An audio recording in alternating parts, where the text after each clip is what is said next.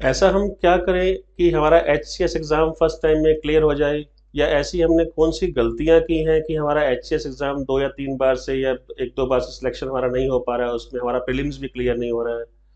ऐसा क्या हम चीज़ कर रहे हैं जो हमें नहीं करनी चाहिए? तो इन सब के आंसर्स के लिए आज हम ये सेशन ले रहे हैं कि आपने कौन कौन सी ऐसी गलतियां नहीं करनी है, या कौन कौन से ऐसे काम करने हैं कि जिससे आपका सिलेक्शन के चांसेस बढ़ जाए, आपका प्रीलिम्स जल्दी क्लियर हो जाए। अ, सबसे पहले जो गलती स्टूडेंट्स करते हैं, जो मैंने HCS में पर्टिकुलरली देखा है, कि वो लोग ट्रेंड को लेके चलते हैं। तो मैं आपको बता दूं कि ट्रेंड नाम की कोई चीज़ नहीं होती है। हर बार ट्रेंड चेंज होता जाता है, क्योंकि HPSC ने कहीं ये मेंशन नहीं किया कि वो किसी एक टॉपिक से क्वेश्चन डालेंगे, सेकंड से क्वेश्चन कम डालेंगे, या किसी पोर्शन को थोड़ा सा उसका प्रपोर्शन ज़्यादा होगा और किसी इसमें टॉपिक का प्रपोर्शन कम रहेगा एग्जाम में क्वेश्चन पूछने का। जैसे पिछली बार मैं आपको एग्जांपल दे देता हूँ कि लोगों में ये था, जो स्टूडेंट्स थे वो ये कह रहे थे कि साइंस से और हराना वाले फैक्ट्स ज़्यादा कर लेते हैं, क्योंकि एक सो कॉल्ड ट्रेंड है कि जहाँ से हमेशा क्वेश्चन ज़्यादा बन जाते हैं। तो मैंने उन सबको वार्न किया था अपने स्टूडेंट्स को कि ऐसा मत कीजिएगा, क्योंकि कुछ नहीं पता चलता कि वो कहाँ से क्वेश्चन पूछ लें, और फिर अल्टीमेटली वही हुआ। उन लोगों ने साइंस पे, हराना वाले फैक्ट्स पे बहुत जोर दिया था, साइंस से क्वेश्चन ही बहुत बहुत कम आए इस बार। हरियाणा से भी काफ़ी कम क्वेश्चन आए तो बड़े सिंपल से क्वेश्चन आ गए, करंट अफेयर के क्वेश्चन ज़्यादा आ गए उस पार्ट में।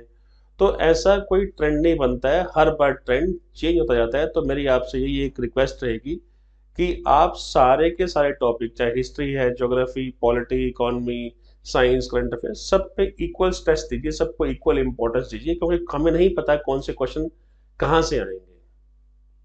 अगर आप ट्रेंड को लेकर रहेंगे, हो सकता है उसमें आपका नुकसान हो जाए। तो इसलिए ट्रेंड को फॉलो मत कीजिए। और दूसरा इम्पॉर्टेंट चीज़ ये है कि हम लोग क्या करते हैं, अ, हम देखते हैं कि बड़े फैक्चुअल से क्वेश्चन HCS में आते रहे हैं, तो हम फैक्ट्स फैक्ट्स पे ध्यान देते हैं, कोई एक आधी गाइड पढ़ लेते हैं और उससे कहते हैं बात बन जाएगी। क्योंकि अनफॉर्चुनेटली पहले देखिए ट्रेंड इस तरह की क्वेश्चन पहले आया करते थे, जिसको हम सो कॉल्ड ट्रेंड कह रहे हैं, कि ओनली एक एक वर्ड के आपके आंसर हो जाया करते थे। पिछले 2 बार के जो प्रीलिम्स अगर आप देखेंगे HCS के, तो बड़े अच्छे क्वेश्चन पूछे गए हैं, टेस्ट काफ़ी अच्छा हो रहा है, प्रीलिम्स के क्वेश्चन काफ़ी अच्छे स्टैंडर्ड के आ रहे हैं। तो आपको ये ध्यान रखना है कि अब सिलेक्शन उन्हीं का होगा जो ढंग से पढ़ के जाएंगे। तो आपको जो क्वेश्चन पूछ रहे हैं उसमें कंसेप्ट और फैक्ट्स दोनों पूछे जा रहे हैं, और एक एक क्वेश्चन में 4-4 स्टेटमेंट बेस्ड क्वेश्चन आ रहे हैं। तो आपकी तैयारी अगर अच्छी होगी, तो ही आप सारी स्टेटमेंट्स को आप सही तरह से पहचान पाएंगे कि कौन सा ठीक है, कौन सा गलत है। तो ये जो बच्चे पढ़ने वाले हैं, जो काफ़ी हार्ड वर्क कर रहे हैं, सिंसियरिटी से काम कर रहे हैं, ईमानदारी से पढ़ रहे हैं, तो उनके लिए खुशखबरी भी है कि ऐसे क्वेश्चन पूछे जा रहे हैं। अब सारा मामला जो किस्मत का खेल ना होके आपकी नॉलेज और आपके हार्ड वर्क को पे करने वाला भी होगा। तो इसीलिए आप जो अपनी तैयारी के स्टैंडर्ड को हाई रखिए।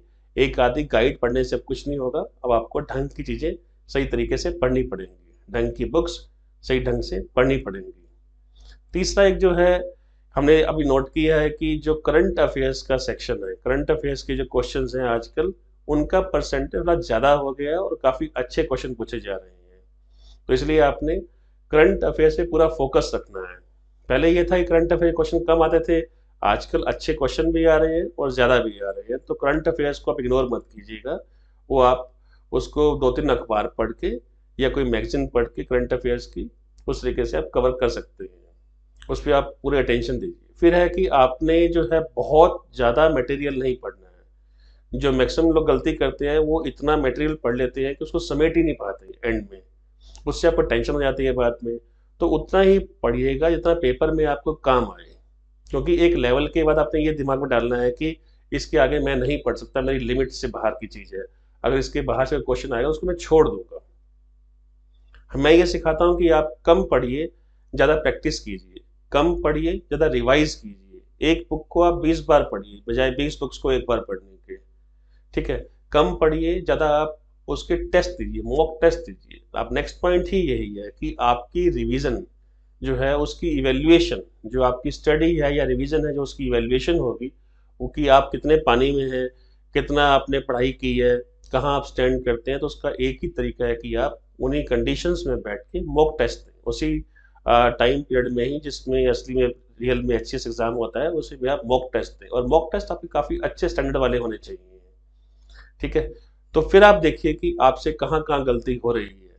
अब देखिए, जो गलतियां आप कर रहे हैं, तो एक बात तो तय है कि जब आप रियल में एग्जाम देने जाएंगे तो वो गलतियां आपके दिमाग में रहेंगी जो आपकी मॉक टेस्ट में हुई थी, तो उनको आप रिपीट नहीं करेंगे, तो आपका गलतियों का करने का परसेंटेज रियल एग्जाम में कम हो जाएगा। देखिए, गलतियां तो होनी ही होनी है। अब पहले अगर 10 गलती हो रही थी आपसे रियल एग्जाम में टेंशन से, अब 2 हो जाएंगी।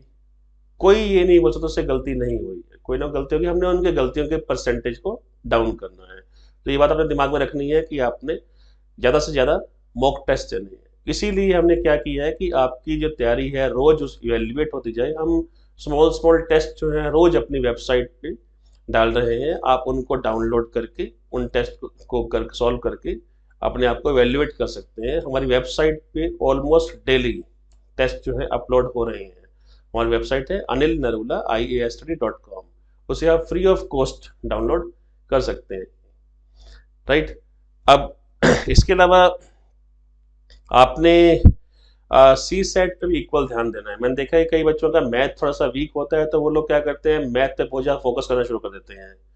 तो मैथ एक पोर्शन है सी सेट का, मैथ एंटायर पोर्शन नहीं है।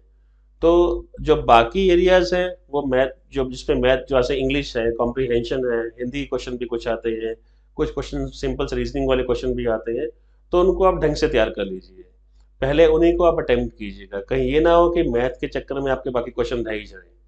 कहीं ये भी ना हो कि आपका जीएस पेपर काफ़ी अच्छा जाए, सी सेट में पर क्वालिफाइंग जो है उसमें आप क्वालिफाई ना कर पाए, फिर फायदा क्या होगा, उसमें आपका दुख और बढ़ जाएगा।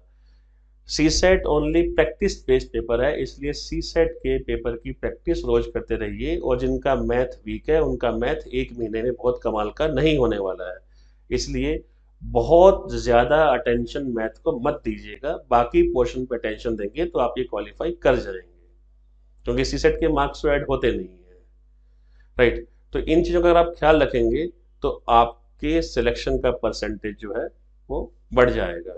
अगर आपको कोई भी क्वेश्चन पूछना हो एचपीएससी के बारे में, एचसीएस के एग्जाम के बारे में, एचसीएस एग्जेक्टिव एग्जाम के बारे में, आप हमें जो हमारे मोबाइल नंबर्स हैं उन पर व्हाट्सएप कर सकते हैं, या हमें कॉल कर सकते हैं, या हमें मैसेज कर सकते हैं। आप हमें ईमेल भी कर सकते हैं narulaiasstudy@gmail.com पे। आपको इमीडिएट आंसर रिप्लाईज मिल जाएंगे, और हमें आपको आंसर दे के रिप्लाई करके खुशी होगी, आपकी हेल्प करके खुशी होगी। All the very best. Thank you so much.